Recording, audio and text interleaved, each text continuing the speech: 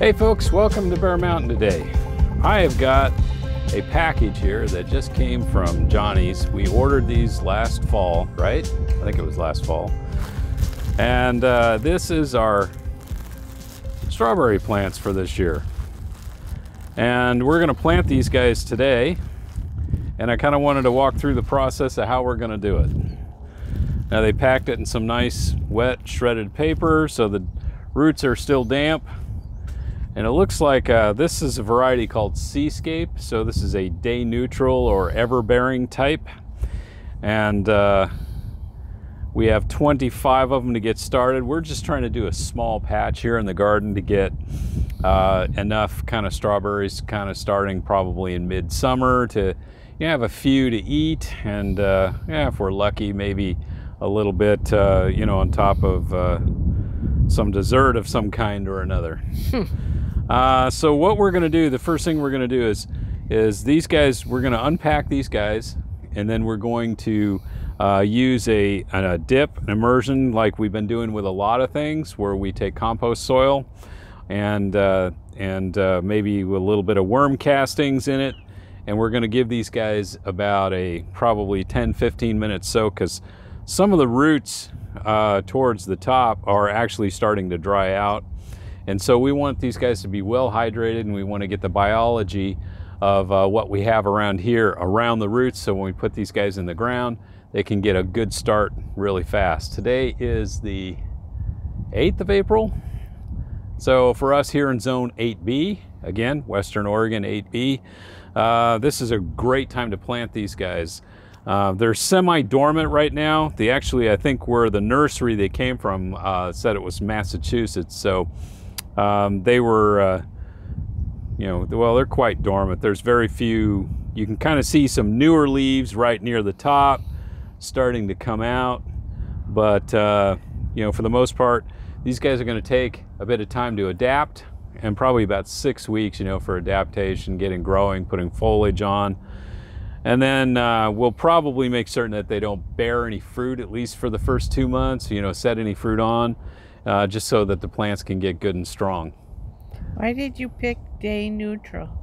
Part of it is with the June bearers, if you like really good, big blasts of production, like you're going to be doing jams and stuff like that. And June bearers have really good flavor too. These two also for an ever-bearing have pretty good flavor, but we wanted to have something that kind of gave us strawberries through the growing season instead of just, hitting us like mid to late June and, with a huge amount of berries and then nothing for the balance of the season. So the idea is this would be something that on a weekly basis or ever, whenever they're ready till frost, that we would continue to have berries. These plants, though, are only good for about probably 3 years. And at that point, then you either buy new stock, or in your last year, you spend some effort on, getting a whole bunch of new plants started so that you can rejuvenate a new bed in a new place. So it's basically what happens is after about 3 years, the plants just aren't as vigorous as they used to be. And, winter, etc., kind of takes a toll on them. You start losing, plants to rot and diseases and things of that nature. So what we're going to do is start it with some really good healthy stock, and that way, once we get established, we also get berries this first year too. With a June bearer, we actually probably wouldn't get any really significant berries until the next year, because these plants would be still way young and just getting established at the time when they should be setting fruit. So a June bearer like that case, if we were planting them now, would be for a crop that would be for next June. So we're kind of staying away from that and just going to stay with what we know we can get a nice crop out of. The berries themselves, we've had Seascape before. They're a fair-sized berry, but some of those June bearers too, I mean, you can get really monster good-sized berries. And on this particular variety is more of a moderate mid-sized type berry on it. Not super small, not super large. It's just kind of a nice, and it's got a nice flavor too. Occasional eating, not making jam. No, we're not going to be making jam from it. But I mean, if you planted enough of these guys, you could. You could. But in this case, this is 25 plants. So that's it's just for occasional eating. Right. So what we're going to do is kind of space these guys out in our bed here. We've got a roughly a 3-foot by 9-foot bed, and we're going to space these guys out somewhere between 12 and 18 inches apart, and kind of make it so we have a nice coverage, so that when these guys do put a few runners out, we may leave a few extra plants in here to kind of fill the bed out a little bit. But the idea is we want to have enough space between the plants themselves so that they can get to, you know, a nice vigorous size. So let's start with the first step of the process, which is creating the dip so that we can get these guys inoculated. Okay, to do this inoculant, what I did is I just went around our compost piles, some of our well-aged compost piles, took some soil from that was underneath it. I also took a scoop of fresh worm castings out of our worm bin, and then I also went underneath a couple of our maple trees and pulled some of the well-rotted soil right beneath the maple leaf, which is called leaf mold soil, and took that out. This has got a lot of good biology in it. And what I'm going to do is I'm going to put a good chunk of it here in this paint strainer bag. And let me see if I can get this right. The point I'm going to do here is I'm going to use a good stream of water and just kind of beat it against that, and then fill this mortar tray with about, you know, a couple inches of water in it, which is going to be more than enough for these guys here. But what I'm going to do, the extra, once we've planted the strawberry plants, I'm then going to take the water from this that has all this great biology in it. I'm going to water the plants into the bed, so that we're going to get to them twice. We're basically going to give them a direct, you know, application to the roots itself and giving them soak, and then we're going to just add the remaining biology to the bed and water it in really well, and that should get the plants really well established. Is there any specific ratio of what to water? Nope. You know, really what this boils down to is just like, I'm just trying to get, you know, I guess if you looked at it, it's probably maybe a couple 2-3 cups of soil, and this tray here holds 5 gallons maybe, you know, if it was filled to the brim, but I'm not going to be doing it that way. Can you make a mistake and overdo it? No, you can't really. I mean, that's the whole point of this is you could maybe use too little. I mean, if you only put a tablespoon or something like that into it, that's probably not enough. But in this case, you know, what I'm doing is I'm just trying to get as much as I can, create a nice deep, you know, muddy looking water that has a lot of biology in it. So what I'm doing is I'm kind of using the power of the water stream here to knock off all kinds of good things. You know, you probably could have used less, I guess, in the bag, but it's not, there's just no firm rule on it. It's just enough. I mean, basically what we're looking for is a diversity. And that's probably enough water. And what I'll do is I'll just kind of massage the bag a little bit. Now, you don't even have to use a bag. If you didn't have a paint strainer bag, you could just throw the dirt in. I've done that before too, and that works fine. Doesn't really matter. I'm just doing it this way because when I apply this stuff, I'm just not looking for leaving a residue on the top of the ground. I'm looking to get as much of the water and the biology into the soil itself. So that's probably pretty good. Okay, now the immersion itself is really pretty simple. It's just under the water, you know. We're just gonna make certain that is in the water. The tops can be underwater? Yeah, the tops can be underwater for a little bit, because what we're gonna do is we're just gonna leave it in there for maybe 5-10 minutes tops. You know, we're gonna be not soaking this stuff for, you know, hours or something like that. This is just enough to get all the biology on the roots itself and give the plant a little bit of hydration. Every once in a while you find a nice weed. There you go. Okay, so while we're doing that, The next thing we're going to do is we're just going to kind of take the bed and we're going to mark out. We use our dibble stick and we're going to mark out kind of where we want to put the plants. But we're not going to actually use the dibble stick to make the hole to plant. It's just to kind of show us where we want to put things so we know how we have it laid out. So let's take care of that part. Okay, we've pulled the strawberries out of the drench, and they actually feel pretty good. They don't feel, the roots feel pretty well hydrated. We left them in there for, a good 10-15 minutes.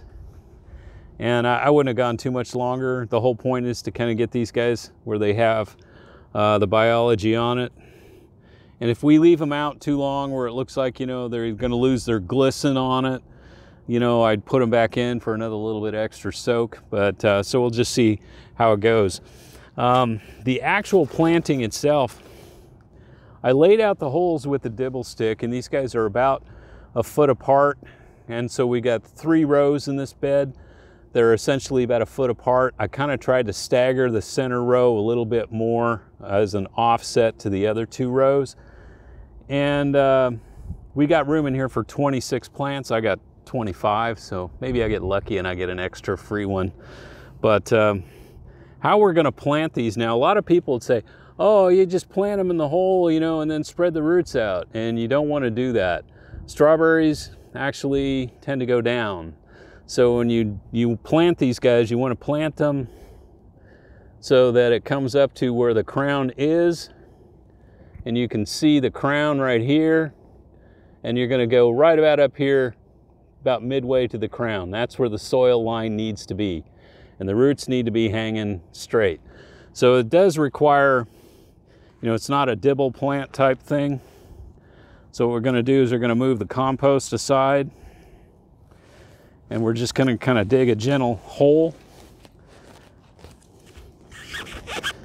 and just kind of push the soil aside. And then I'm going to make certain that the roots go all the way in, and I've got my plant near the surface right here. As you can see, the roots are covered, and that's where it'll be. So then I'll push the soil back in against. I want to pack these guys in, but I don't want to pack them in so much that you're stomping them in. The whole idea is we want to get these, make sure these guys don't fall into a hole, but they're planted with compost around the outside, and then they're nice just like that. Now, as these guys grow, they're going to come out from the center of the crown, and the roots are going to be well established down below. So as we go through and do all these guys, what we'll find is some of the roots are maybe a little longer than others. I mean, if a worst case scenario is like you had this super long root that's clearly, you'd end up having to dig a hole that was ridiculously long, I wouldn't feel too bad about just breaking off one, to get it to a reasonable level. And then there's others that, here's my 26th plant. So we'll set that guy aside. Yeah, maybe. It's pretty small. So basically it's a matter of going through and getting the bed planted. And like I said, so what I'm doing is I'm making sure the roots are staying against the side of the hole and the crown is near the top. You never want to bury the crown, because that's where you can get all kinds of diseases and rot and stuff like that. So it doesn't take too long on a small amount to do it this way. I mean, I suppose if you're doing a larger, what you'd want to do is you'd probably cut a furrow a certain depth, leaning the plants against the side of the furrow, and then you'd have some kind of mechanism that would close the furrow, the outside of the furrow against the inside. So basically you'd end up with a spacing every so often. The plant would be laying against it like that, and then the dirt would just push back up. And so they would be planted with the roots heading down. But in this case, the home garden, it's just a matter of making sure we get, the roots down as deep as we can get them.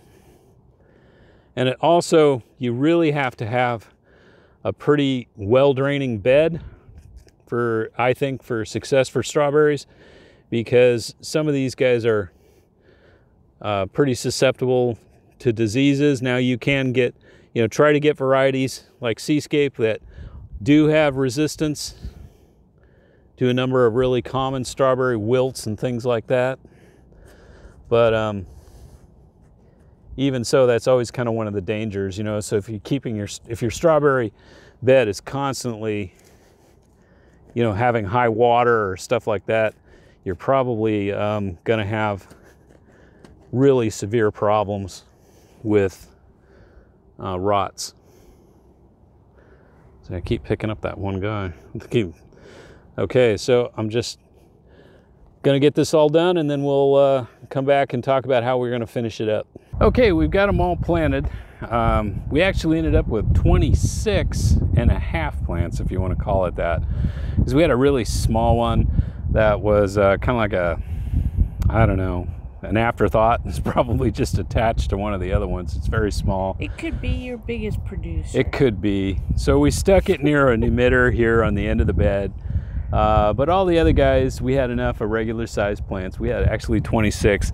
And that was kind of what I kind of thought, every time I remember ordering from Johnny's, is they've always been really good about, putting, the right material in, and sometimes you give you a spare just in case, And so that worked out pretty good. So these guys are all evenly spaced as best as we could. They're roughly a foot or so apart from each other.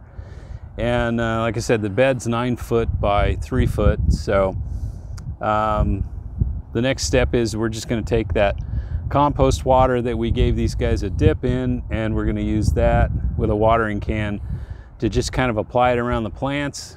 And then as a last step, we'll take the hose and just use water to drive that biology down below the surface into the roots. So when we put that material on, some of it will obviously go down, but leaving it on the surface doesn't really do you any good, and UV light eventually kind of takes the biology out. So we want to get as much of it driven down to around the roots as we can. And this is a really well draining bed. It's about probably 9 inches above grade at some places, maybe a little more, because our grade is kind of sloping and we've kind of tried to level the bed a little bit. But even at the lowest point, we're about 9 inches above, and or I should say at the highest point we're 9 inches above, and the lowest point we're probably closer to 12. So even when we get heavy rains in the spring, we should keep a pretty well drained bed. So it's just we just got a cheapo big plastic watering can. It'd be nice to have one with all the big fancy, watering rows on it, but we're just going to fill this guy up with as much of this as we can. And if you have extra, it doesn't hurt to put this around any other plants you got growing in your garden. The whole point of what we're using this for is to drive some biology around the plants.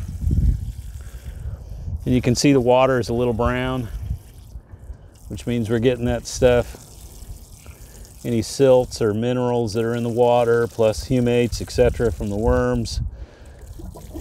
It's all good stuff.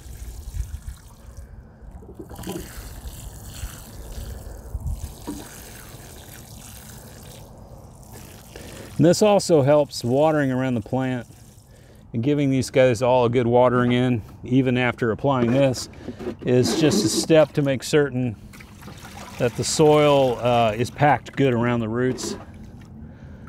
So watering can sometimes help with that process.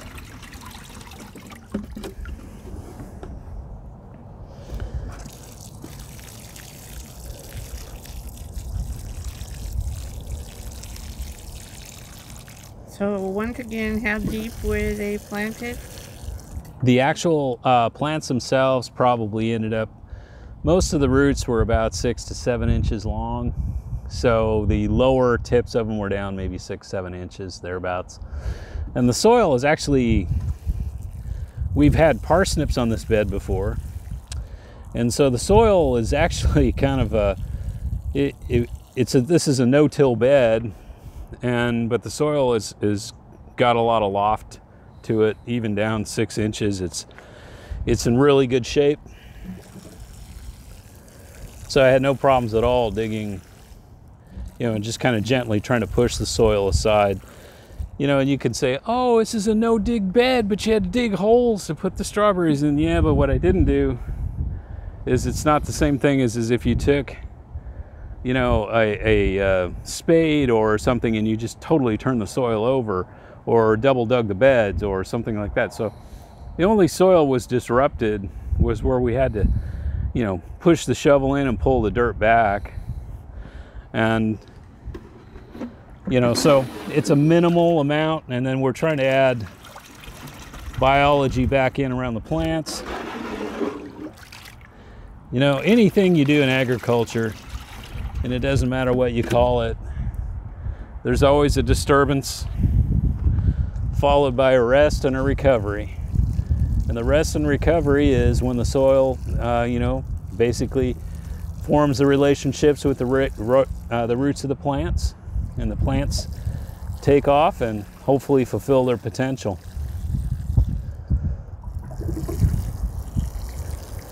Okay, so there you have it. These guys are all tucked away, planted, and ready to begin their journey on growing.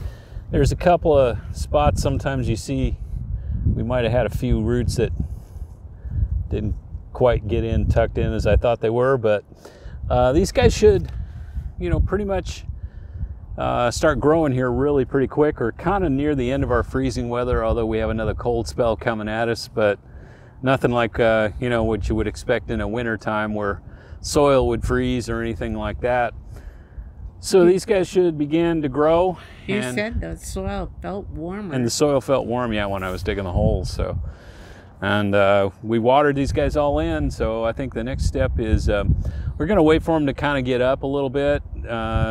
We shouldn't really have any problems with any kind of thing eating them because we're not going to be growing any berries on these guys until, pretty much July. But once we get to that point, we will fix a hoop system over it and put some bird netting over it to keep the birds from, grabbing our berries. Other than that, I think we'll just keep an eye on it. We may add a little JLF fertilizer to them, once they kind of break dormancy and they really start growing. We'll just kind of play that one by ear. But in general, the soil is pretty fertile here, so they should do pretty well. What do you think? I'm excited. Are you super excited? Yeah, I'm super excited. It's been a long time since we've had berries, and so Yeah, the fresh ones are so much better than the ones you get in the store because, well, they have to pick them when they're a little greener, and then, they're off the plant for a long period of time, and by the time you get them at home, they're okay, when they're at peak of season, but the nice thing about these guys is when you're having strawberries in August and September, when the temperatures are still warm and they're just, sometimes you can come out and it almost smells like strawberry jam, Yeah, that's how you know they're ready. Yeah, so we're looking forward to that. Just a few every once in a while, it'll be great. Right. So thanks for joining us on this one, and as always, everybody stay safe out there, and we'll catch you on the next video. Bye-bye. Bye-bye. Strawberries.